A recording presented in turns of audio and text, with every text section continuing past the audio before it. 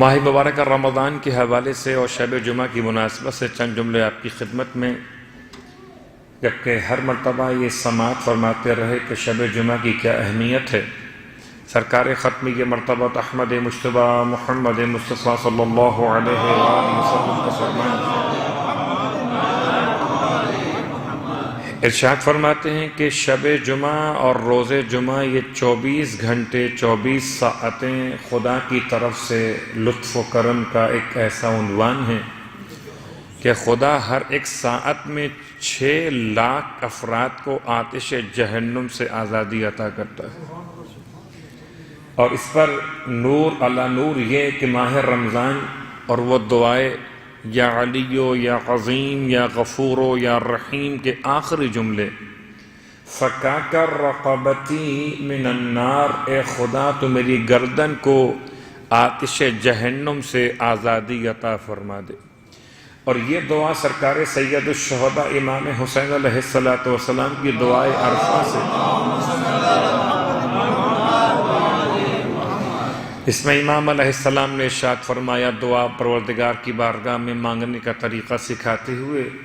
کہ پروردگار ایک حاجت ایسی ہے کہ اگر تو اس کو منع کر دے اور اس کے سوا ساری حاجتیں پوری کر دے تو میں سمجھوں گا کہ میری کوئی حاجت پوری نہیں ہوئی، اور اگر اس ایک حاجت کو تو پورا کر دے اور باقی ساری حاجتوں کو رد کر دے تو میں سمجھوں گا کہ میری ساری حاجتیں پوری ہو گئی۔ وہ کون سی حاجت ہے؟ فکاک رقبتی من النار۔ نہ اولاد مانگ لینا کمال ہے، نہ رزق مانگ لینا عنوان ہے، نہ صحت و زندگی کا سوال معتبر ہے، اگر معتبر ہے تو انسان کی نجات کا سوال معتبر ہے۔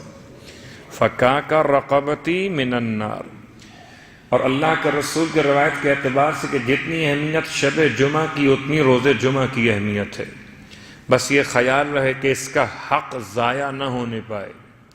یہ خیال رہے کہ اس میں کوئی حرام کام انسان سے انجام نہ ہونے پائے، اس لیے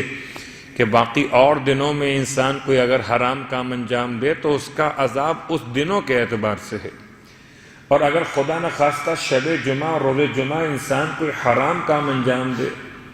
تو اس کا عذاب جمعے اور شب جمعہ کی مناسبت سے بہت زیادہ بڑھ جاتا ہے۔ خدا مجھے بھی اور آپ سب کو بھی شب جمعہ اور روز جمعہ خدا کی ناراضگی سے محفوظ فرمائے۔